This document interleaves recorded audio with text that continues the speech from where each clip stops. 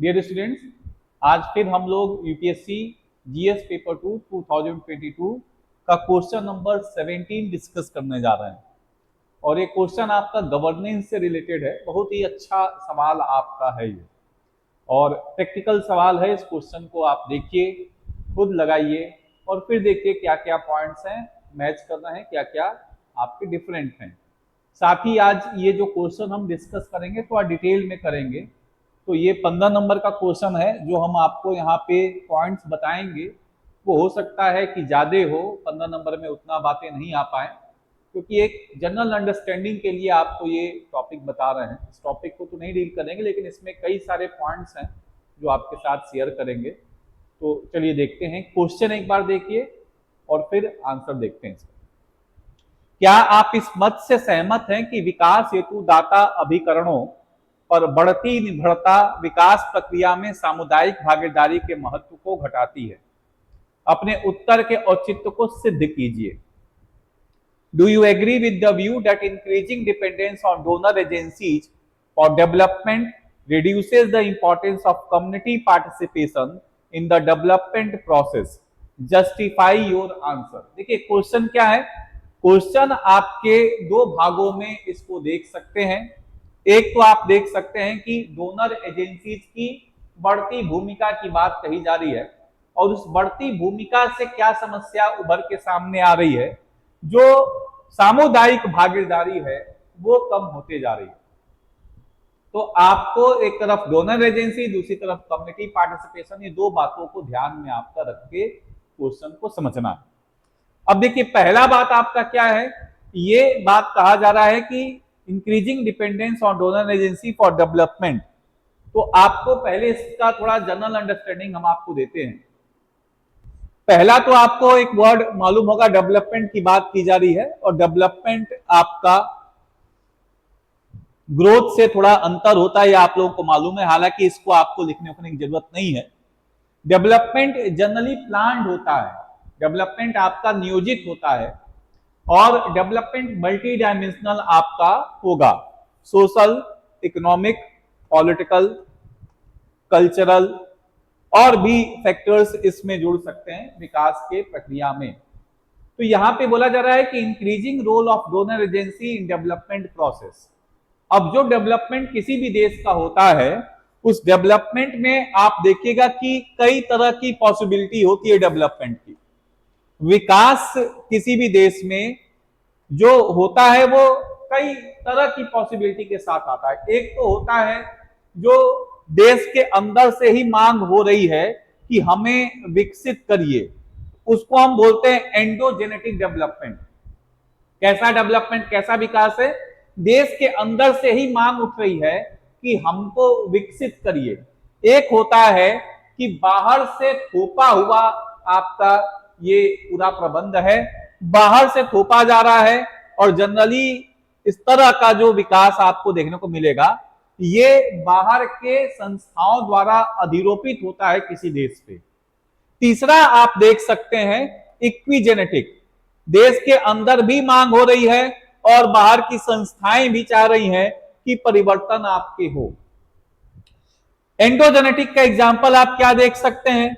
Endogenetic का example कि हम इस तरह का विकास चाहते हैं, जैसे हमारे देश में एंडोजेनेटिक डेवलपमेंट की बात आप क्या कर सकते हैं कि हम चाह रहे हैं कि भाई हमारा जो फार्मिंग सेक्टर है ये सुधर जाए। देश के अंदर बहुत बड़ी मांग है कि फार्मिंग को सस्टेनेबल बनाया जाए, फार्मिंग को प्रॉफिटेबल बनाया जाए, कृषि को आप सतत बनाएं, इसमें लाभ होने की संभावनाएं हो।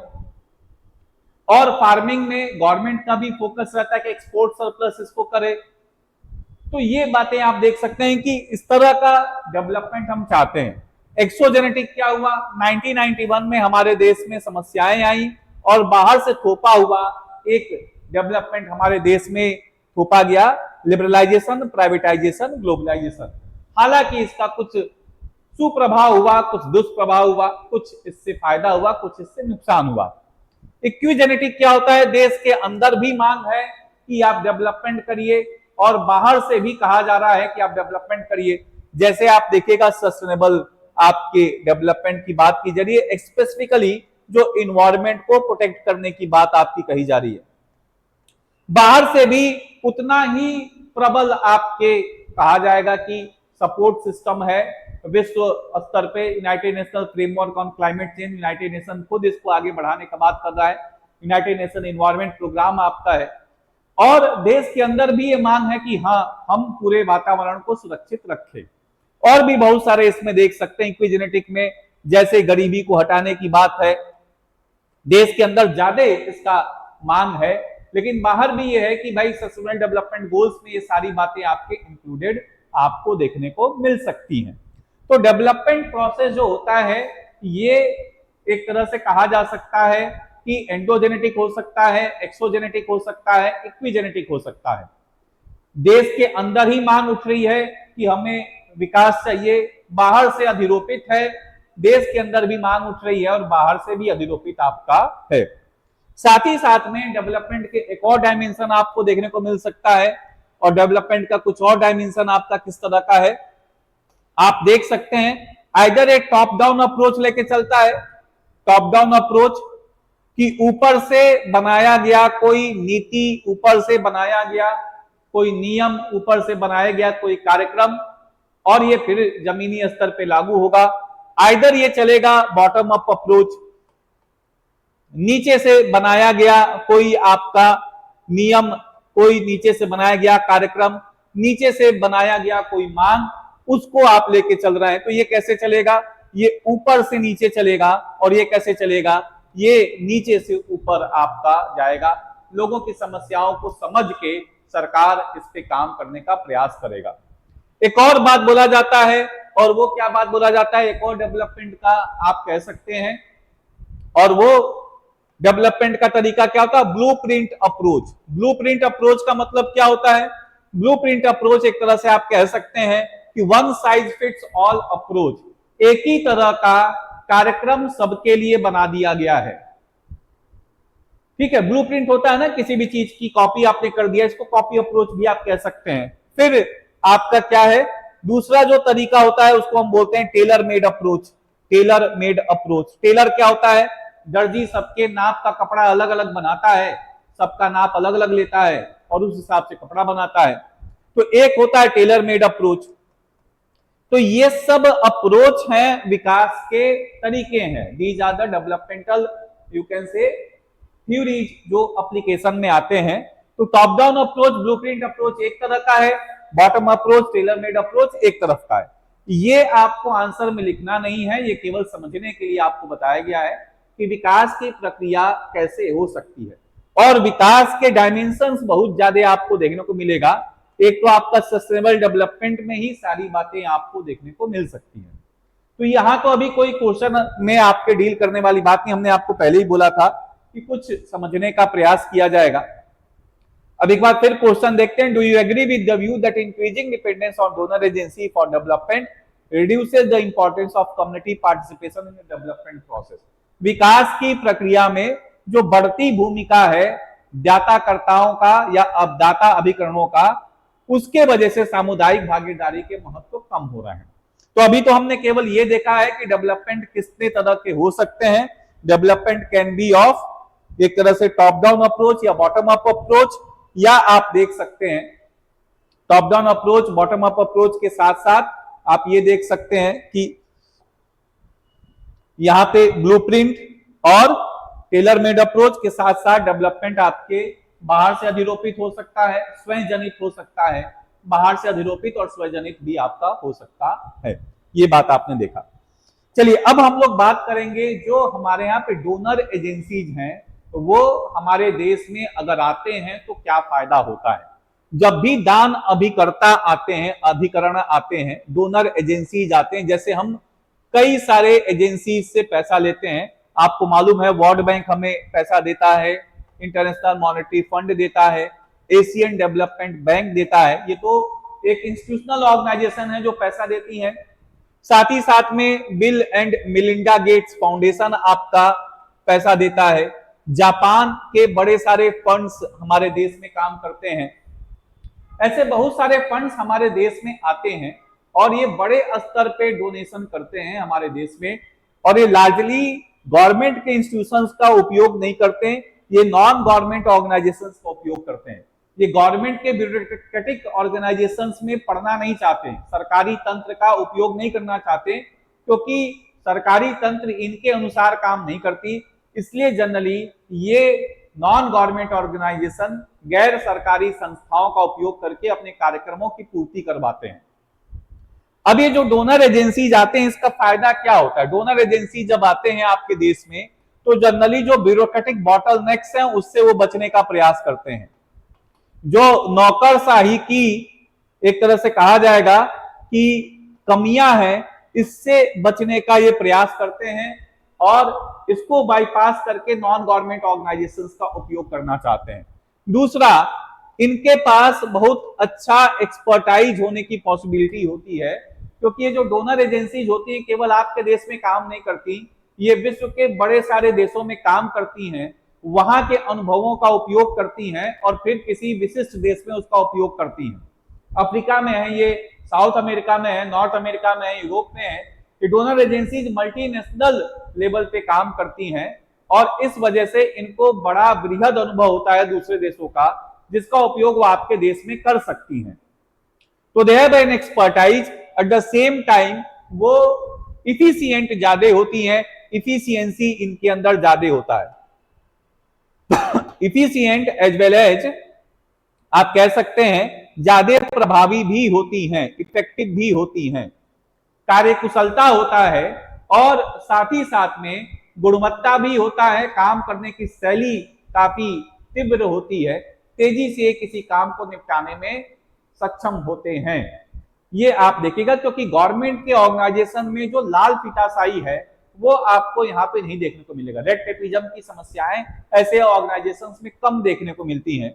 इस वजह से जो डोनर एजेंसीज हैं वो आपके फायदे में रहती हैं। तो डोनर एजेंसीज की क्या अच्छाइयां होती हैं? ब्यूरोक्रेटिक बॉटलनेक्स को बाईपास करने का प्रयास करती हैं, एक्सपर्टाइज होती है कई तरह के। जैसे आप देखिएगा कि जब हमारे देश में कोविड आया, पूरे वर्ल्ड में कोविड आया, तो वर्ल्ड हेल्थ ऑर्गेनाइजेशंस ने इनके पास जो ट्रेंड एक्सपर्ट्स थे इनका इन्होंने उपयोग किया पूरे विश्व में, और कई सारे देशों के जो आपके कहा जा सकता है कि मेडिकल एक्सपर्ट्स थे उनको भी ट्रेनिंग आपका दिया है। ऐसे बड़े सारे डोनर एजेंसीज आपके रहे। गावी आपका है जो आपके ग्लोबल अलायंस फॉर वैक्सीन करके आप देखिएगा, वो भी आपका काम किया है इसमें। तो ये सब आप देख सकते हैं कि इस तरह के ऑर्गेनाइजेशंस के पास ये खूबियां आपको देखने को मिलेंगी। प्लस ये क्या करते हैं? बेंचमार्क सेट करते हैं, हर चीज का एक मापदंड सेट करते हैं, साथ ही साथ में ग्लोबल बेस्ट प्रैक्टिस भी ले आने का प्रयास करते हैं आपके देश के अंदर। तो वैश्विक जो सबसे अच्छे आचरण होते हैं उनको भी आपके देश में जोड़ने का प्रयास करते हैं। ये कहीं ना कहीं एक बेंचमार्क सेट करते हैं, ये भी फायदा आपको देखने को मिलेगा। एक मानदंड तैयार करते हैं, उस मानदंड के अनुसार ही आपके देश में सेवाएं प्रदान करते हैं, ये भी फायदा आपका है। और इन डोनर एजेंसीज का फायदा क्या है? क्योंकि गवर्नमेंट के पास रिसोर्स क्रंच हमेशा रहता है, गवर्नमेंट के पास संसाधनों का अभाव रहेगा, और संसाधनों का अभाव है तो गवर्नमेंट कैसे आपकी समस्याओं को पूरा कर सकता है? तो कई बार इन संसाधनों के अभाव में ये डोनर एजेंसीज आपकी मदद करती हैं। वैसे भी आप देखिएगा कि जो नॉन गवर्नमेंट ऑर्गेनाइजेशंस हैं या जो आपके इस तरह के डोनर एजेंसीज हैं, वो एनजीओज का अगर आप रोल देखेगा तो क्या होता है? 3 बातों से समझ सकते हैं, 3C से। Either they will complement the government, either they can confront the government, either they can compete with the government. सरकार का सहायता प्रदान करेंगी, साथ ही साथ में सरकार का विरोध भी करेंगी और सरकार के साथ प्रतिस्पर्धा भी कर सकती हैं। तो जो नॉन गवर्नमेंट ऑर्गेनाइजेशंस जो डोनर एजेंसी से पैसा लेके काम करती हैं, उनका 3 रूप आपको देखने को मिलेगा। सरकार के साथ आपके प्रतिस्पर्धा करेंगी, सरकार का विरोध कर सकती हैं और सरकार का सहायता कर सकती हैं, depending upon the role play of these NGO. जैसे गवर्नमेंट सर्व शिक्षा अभियान में स्कूल खोल रहा है, तो हो सकता है कि उस स्कूल के बच्चों को जो शिक्षा मिल रही है उस शिक्षा में और अच्छी शिक्षा प्रदान करने की भूमिका आपके कोई एनजीओ एक तरह से पूरा करे। हो सकता है कि जो आपके और भी एसेसरीज हैं, कॉपी हो गया, पेन हो गया, पेंसिल हो गया, या फूड सप्लीमेंट हो गया, ये कोई एनजीओ आपका दे रहा हो तो ये कॉम्प्लीमेंट कर देगा।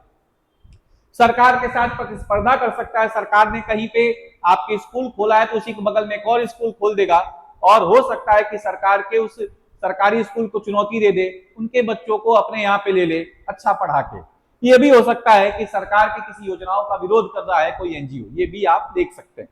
तो ये मेजर आपका है कि सरकार के पास संसाधनों का अभाव होता है, उस अभाव की पूर्ति भी आपके डोनर एजेंसीज कर देते हैं, ये फायदा आपको देखने को मिलेगा।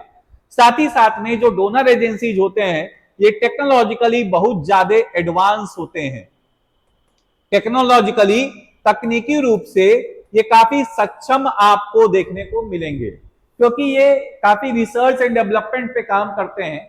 तो विश्व के कई सारे देशों से धन लेने की क्षमता रखते हैं, बड़े सारे आपके मल्टीनेशनल कंपनीज से पैसा लेते हैं और उनकी एक्सपर्टाइज का भी उपयोग करते हैं।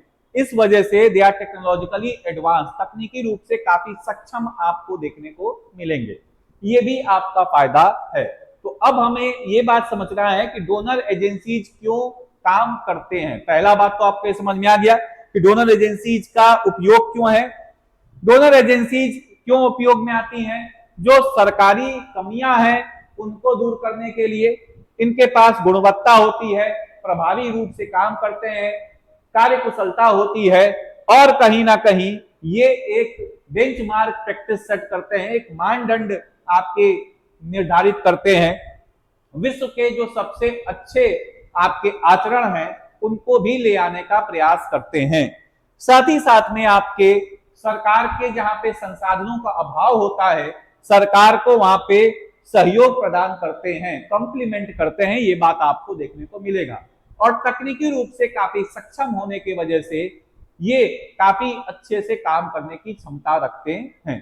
तो ये सारी बातें आप देख सकते हैं जो आपका इनकी भूमिका के रूप में आपको देखने को मिलेगा। और डोनर एजेंसी जैसे हमारे यहाँ पे जापान की मदद से क्या हुआ, जो हम एक तरह से मुंबई, दिल्ली मुंबई जो आपके इंडस्ट्रियल कॉरिडोर बनाने की बात कर रहे हैं, या जो रेल आपकी स्पीड रेल बनाने की बात कर रहे हैं, या के रेल परियोजना है केरला का जो वेस्टर्न घाट पे आपके एक परियोजना बनाने का वो सोच रहा था, ऐसे बड़े सारे प्रोग्राम्स को फंडिंग कर देता है जापान या कोई और भी आपके एशियन डेवलपमेंट बैंक या ऐसे कुछ बैंक आपके फंडिंग करते हैं।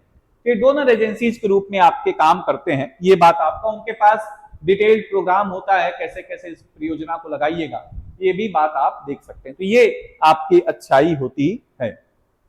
फिर से एक बार क्वेश्चन देखते हैं। Do you agree with the view that increasing dependence on donor agency for development reduces the importance of community part? अब आपने देख लिया कि डोनर एजेंसीज क्यों आपकी जरूरत पड़ती हैं। अब आपको एक बात देखना है कि डोनर एजेंसीज में कमियां क्या हैं, किस वजह से सामुदायिक भागीदारी को ये कम कर देती हैं या किस तरह की समस्याएं उत्पन्न कर सकती हैं डोनर एजेंसीज। देखिए, डोनर एजेंसीज के साथ प्रॉब्लम्स क्या एसोसिएटेड है, what are the problems associated with donor agencies,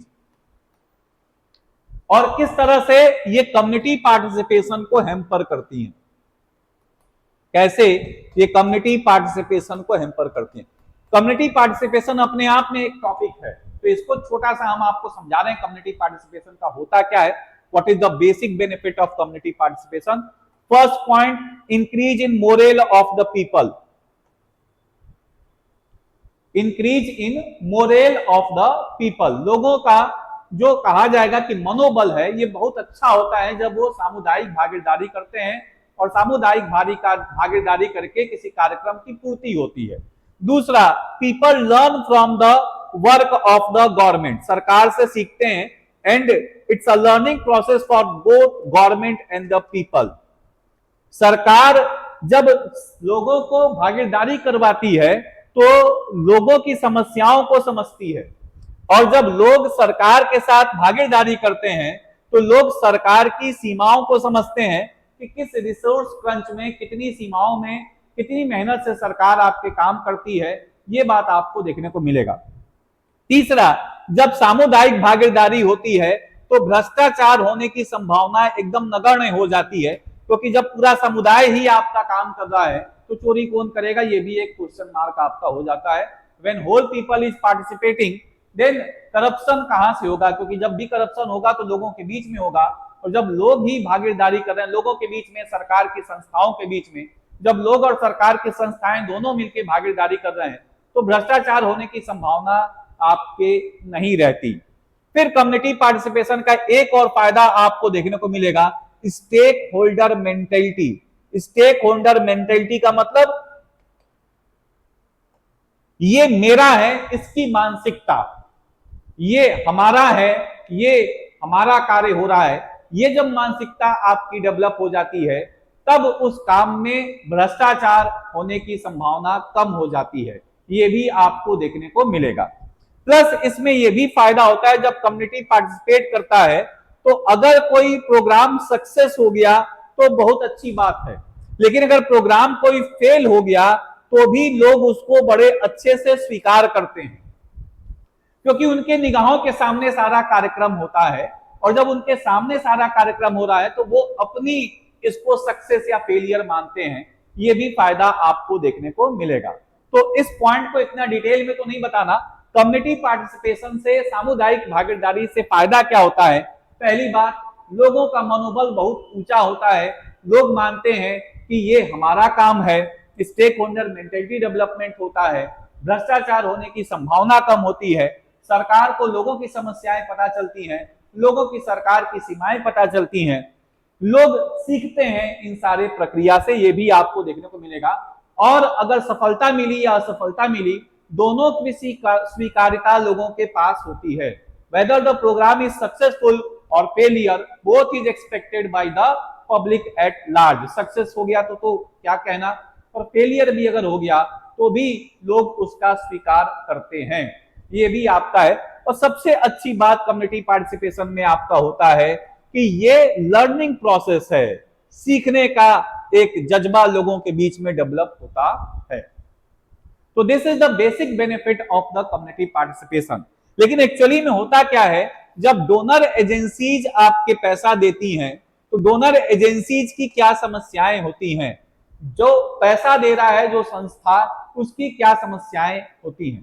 पहली बात तो आपका ये देखने को मिलेगा, सबसे पहली समस्या है डोनर मेंटेलिटी, डोनर मानसिकता, देयता मानसिकता, कि हमने पैसा दिया है तो अब तुम हमारे हिसाब से काम करोगे। बहुत कम ऐसी संस्थाएं होती हैं जो बिना किसी शर्त के किसी संस्था को पैसा देती हैं। डोनर एजेंसी जब भी पैसा देती हैं तो वो बड़े सारे शर्त रख देते हैं, और उन शर्तों में वो देश फंस जाता है, वो संस्था फंस जाता है, वो क्षेत्र फंस जाता है, ये भी आपको देखने को मिलेगा।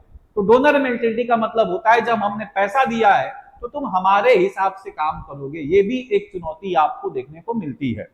तो सबसे बड़ी चुनौती क्या है डोनर एजेंसी जब पैसा देते हैं, donor mentality, we have given the funds, you have to do function accordingly, हमने धन दिया है तो आपको हमारे हिसाब से काम करना होगा, ये एक मेजर समस्या आपको देखने को मिलेगा।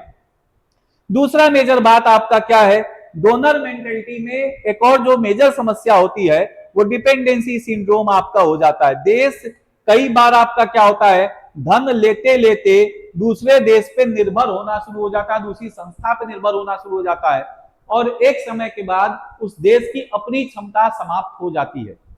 जब आपको हमेशा कोई मदद करने वाला होगा तो आप प्रतिस्पर्धा या मेहनत करने से बचिएगा, और ये लंबे समय तक कोई आपको मदद करना शुरू कर दे तो फिर आप मेहनत करना छोड़ दीजिएगा। ये एक सामान्य किसी व्यक्ति के साथ हो सकता है, ये किसी देश के साथ हो सकता है, किसी समुदाय के साथ हो सकता है, अगर लगातार उसको धन मिलता रहे, स्पून फीडिंग होता रहे। बड़ा उदाहरण इसका पाकिस्तान आप देख सकते हैं, हमेशा बाहर से उसको एड मिलता रहा, और एड मिलते मिलते देश ऐसा हो गया है कि बिना एड के वो चलने का नाम ही नहीं लेता, बिना एड के उसका इकोनॉमिक सिस्टम ही फेल करना शुरू कर देता है। तो सबसे मेजर समस्या है कि जब आपको पैसा लगातार बाहर से मिलते रहेगा तो आप अपने मेहनत करके पैसे को बनाने का प्रयास नहीं करिएगा, आप हर कार्य के लिए बाहर पर निर्भर करना शुरू कर दीजिएगा कि पैसा चाहिए, यहां से पैसा उठा लो, वहां से पैसा उठा लो। एक समय के बाद आप किसमें डूब जाइएगा, आप डूब जाइएगा बड़े सारे कर्जों में। तो डिपेंडेंसी सिंड्रोम के साथ साथ तीसरा जो मेजर समस्या आपको देखने को मिलेगा, आप डोनर एजेंसीज के डेब्ट ट्रैप पॉलिसी में आ सकते हैं।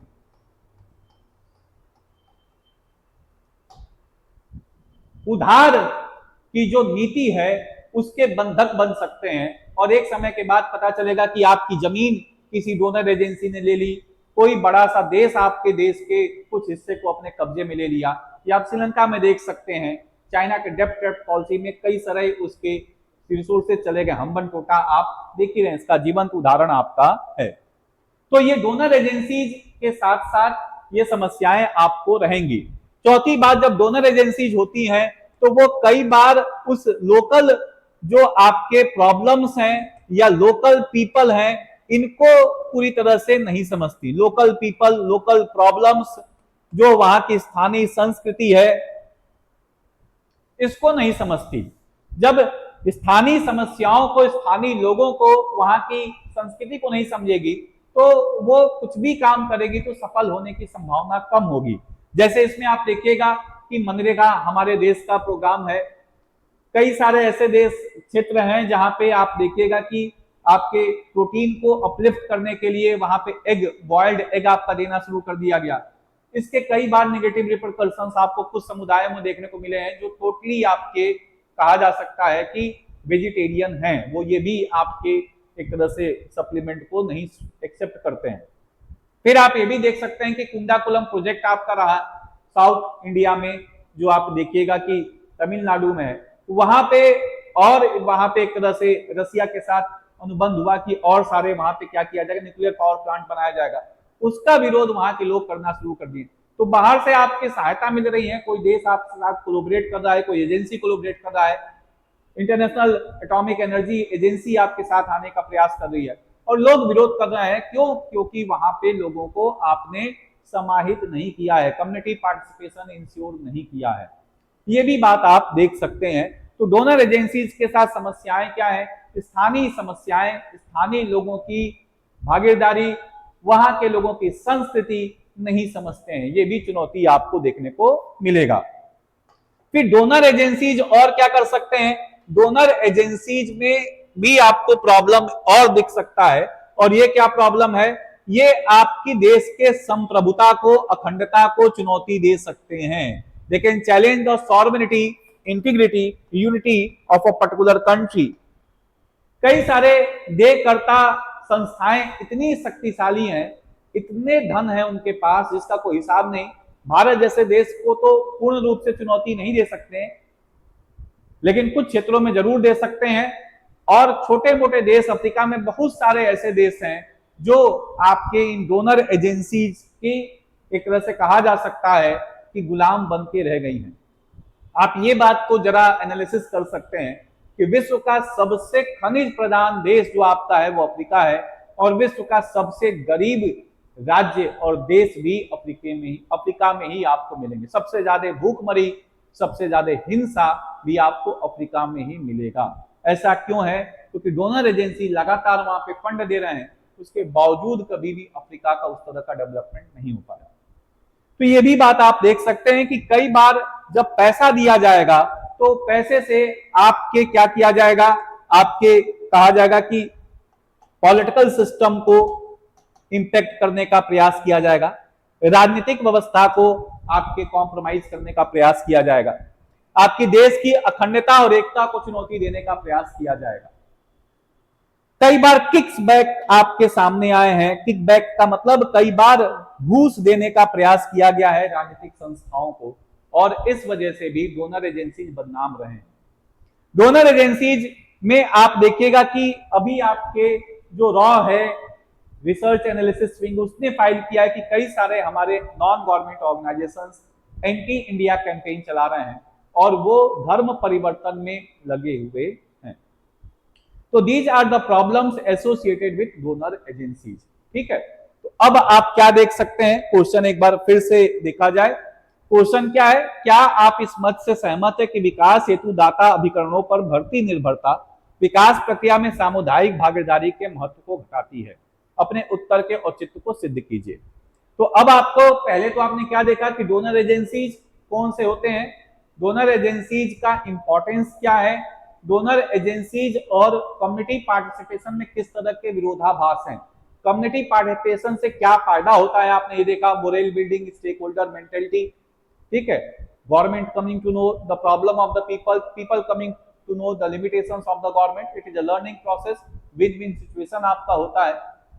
लेकिन जब टॉप डाउन अप्रोच चलता है, डोनर एजेंसीज किस तरह का अप्रोच लेके चलते हैं, टॉप डाउन अप्रोच लेके चलते हैं, donor agencies top down approach लेके चलते हैं, one size fits all approach लेके चलते हैं, एक ही तरह का मानदंड सारे समस्याओं के लिए लेके चलते हैं, ब्लूप्रिंट अप्रोच लेके चलते हैं। तो जब इस तरह के अप्रोच लेके चलते हैं तो कम्युनिटी पार्टिसिपेशन नहीं हो पाता, कम्युनिटी पार्टिसिपेशन अगर नहीं हो पाएगा तो प्रॉपर डेवलपमेंट आपका नहीं होगा। तो हमने एक तरफ देखा कि डोनर एजेंसीज क्या है, क्यों उनकी आवश्यकता है, क्या उनकी खूबियां हैं, कम्युनिटी पार्टिसिपेशन क्यों जरूरी है, और किस तरह से डोनर एजेंसीज प्रॉब्लम्स क्रिएट करते हैं किसी देश में। इतनी सारी बातें आपने देखी, अब लास्ट में आपको कंक्लूजन देखना है।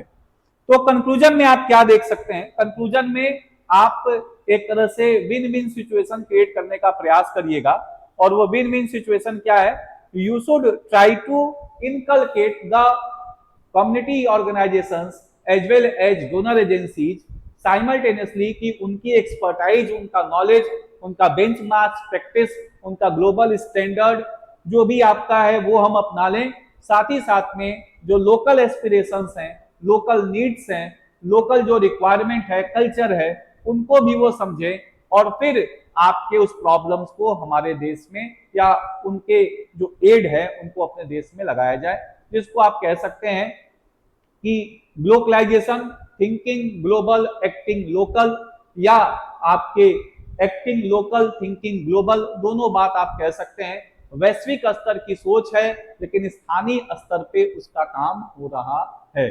तो हम विश्व के डोनर एजेंसीज के बेंचमार्क प्रैक्टिसेस को अपना लें, लेकिन उसको स्थानीय स्तर पर लगाने का प्रयास करें, तभी जाके फायदा हो सकता है, विन विन सिचुएशन क्रिएट हो सकती है डोनर एजेंसीज के लिए भी, और साथ ही साथ में जो समुदाय के लिए काम किया जा रहा है उनके लिए भी। उनको प्रॉपर ट्रेनिंग दिया जाए, जो कम्युनिटी पार्टिसिपेशन करने वाले ऑर्गेनाइजेशंस हैं या जो लोग हैं उनको ट्रेनिंग दिया जाए, उनको पहले से अवगत कराया जाए, और दोनों के प्रॉपर करस्पॉन्डेंस हो, मीटिंग हो लोकल लेवल पे जो भी डोनर एजेंसीज हैं और लोगों के बीच में, और कॉमन प्रॉब्लम्स को सॉर्ट आउट करने का प्रयास किया जाए। तो thus a balanced approach is crucial for sustainable development. Over dependence on donor agency can lead to a situation where local needs and priorities are ignored in favor of external interest. तो अगर जरूरत से ज्यादा निर्भरता हो जाएगी हमारी जो देयकर्ता संस्थाएं हैं, तो हमारे जो स्थानीय समस्याएं हैं, लोगों की समस्याएं हैं, उनकी अनदेखी होनी शुरू हो जाएगी, देश के हित में भी नहीं है। This can hurt community participation ownership, which is crucial for development of any initiative. तो यहाँ पे इंपॉर्टेंट ये है कि जो डोनर एजेंसीज हैं, कम्युनिटी बेस्ड ऑर्गेनाइजेशंस हैं, both should work in collaboration, in cooperation and collectively to solve the problem of the nation. ठीक है, तो आज के लिए इतना ही रखते हैं, अब नेक्स्ट आपके क्वेश्चन के साथ आप लोगों से मिलेंगे। Thanks to all.